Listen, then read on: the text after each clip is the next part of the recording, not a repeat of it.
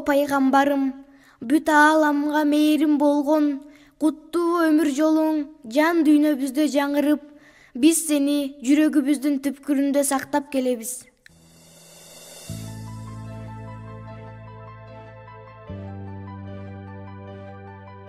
Ошондо сен 1 жашта элең. Саат уруларын айылына барган кезиңде сага аялдардын баары сүтене болгусу келбеди. Асмандагы булуттар да буга кейип, бир тамчы да жамгыр жаадыргысы келбей турду. Саат уруларын жайыттар кургап, каатчылыктан улам оор кайгыга батышты. Анан көк бетинде алакандай ак булут каалгып келатканын көрүштү. Кудум сага ашык болгонсуп, башыңа көлөкө түшүрүп ээрчип келет. Адамдар жаратканга жалбарып, жамгыр тилеп жалдыраган кезидер болчу.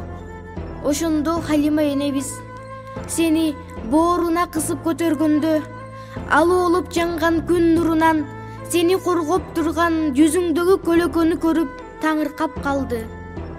Көрсө ал көк жүзүндө сага байланып, сени аяп ээрчип келаткан алакандай ак булут тура. Бир заматта түйдөптөлө түшкөн ак булут чоңойгондон чоңоюп барып, дыбырт деп жамгыр жаай баштады. Бирок ал кезде көпчүлүк неге мындай заматта жамгыр жаагандын себебин билишчү эмес. Ал тургай сени да билишчү эмес эле. Сен 6 жаштасың.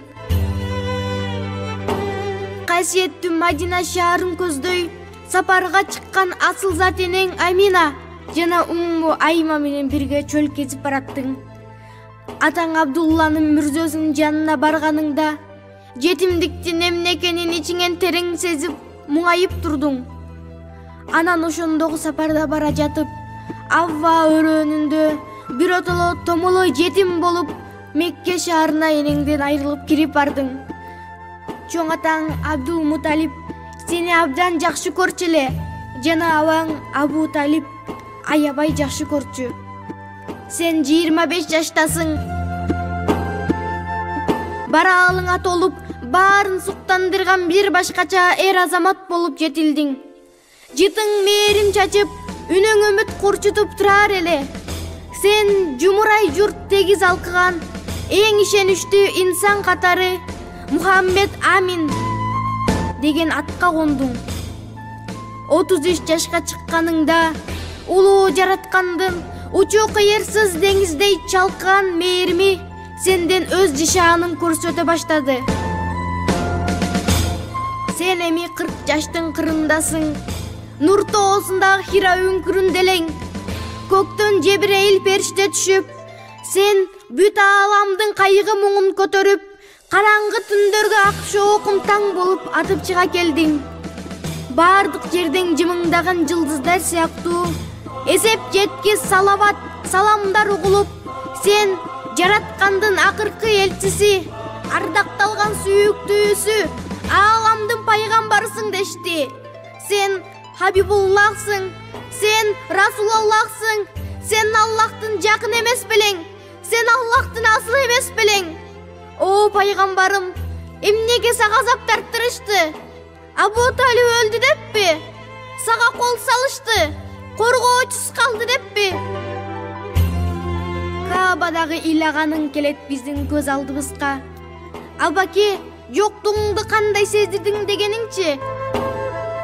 Каабадагы намаз окуганың келет биздин оюбузга. Башыңа таштандыларды ташташты. Сенин ошол мубарак башыңа баштары курман болсун. Ыңсабы болбогондор сени кордоп күлүштү.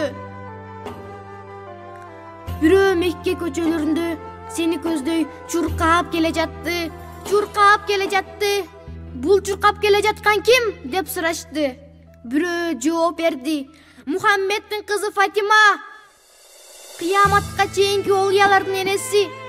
Ал сенин бети башыңды тазалап арчып жатты. Жер жүзүндө сага күйүп койгондой окшогон жан эле. Күлгөнү да, ыйлаганы да сенин өз турпатың болчу. Ошондо ыйлабачы кызым деп кайраны соротконуң ай. Неге сени өз мекеңден кууп чыгышты экен? коргоочусу жок деп ойлоштубу? Алар сени ким коргоорун билишпейби? Томолой жетим экениңде ким бабес деп тарбиялаганын, ким сени бүт ааламга мээримдүүлүккө жөнөткөнүн билишпейби? Сени жинди дешти, акын дешти, эч унчукпадың. Айтчы, биздин колубуздан сени ким куткарат дешкенде, сен тике карап, Аллах дедиң. Аяламды коркунуч басканда сен Аллах дедиң. Жер менен көк титиреди. Бадыр өрөөнүндө сенин Аллах деген бир ооз сөзүң үчүн 3000 периште түшүп келип кайрат берген эле. 125 000 сахабанын баары сен үчүн жандарыбыз курман болсун деп турар эле. О пайгамбарым, касиеттүү Мадинанын көчөлөрүн аралап кирип барганыңда Наджар урууланын кичинекей кыздары сени көрүп төбөлөр көккө жеткиче кубанышты. Мени жакшы көрөсүңөрбү деп сураганыңда алар: "О Аллахтын элчиси, биз сени абдан жакшы көрөбүз" деп жооп беришти. Ошондо сен аларга: "Мен да силерди абдан жакшы көрөмүн, Аллах өзү күбө" дедиң. О Аллахтын элчиси, бүгүн да жаштарыбыздын арасында сени абдан жакшы көргөндөр бар. Сенин атыңды уккан кезде көз жаштарын төккөнүнөн эле алардын кудум Наджар ууруларынын балдары сыяктуу сени жан дилинен жакшы көрөрү белгилүү. Алардын сенден башка жол башчысы жок. Сүйүктүү пайгамбарым, 63 жаштасың. Улуу жараткандын алдына барсам деп тилеп турдуң. Анткени өз милдетиңди кынтыксыз толук аткарып бүткөн элең.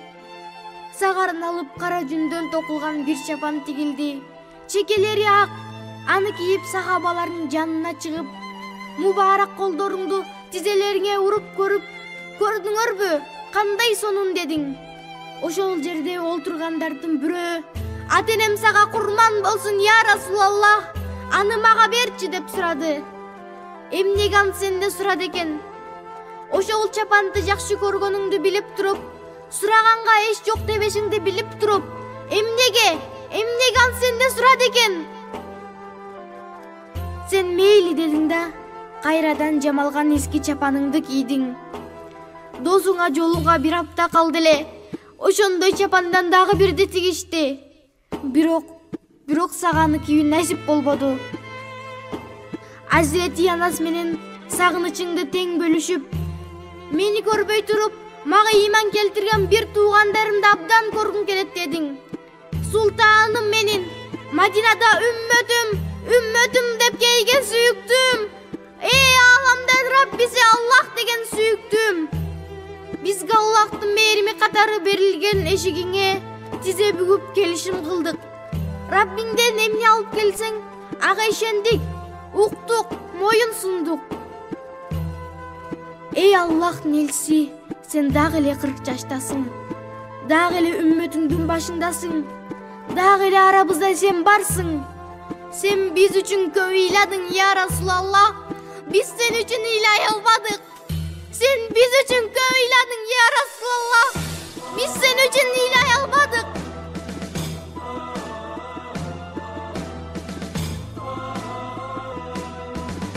Дилибизге бакыт нуру куюлсун дейм. Дубабыз жаратканга туюлсун дейм. Көөдөн бошоп жаныбыз чыгар кезде көздөрүбүз саждада жумулсун дейм. Акыйкатта ар момундун тили ушул. Ахиретте шапаатың буйрсун дейм. Сен дагы эле 40 жаштасың я Расулаллах.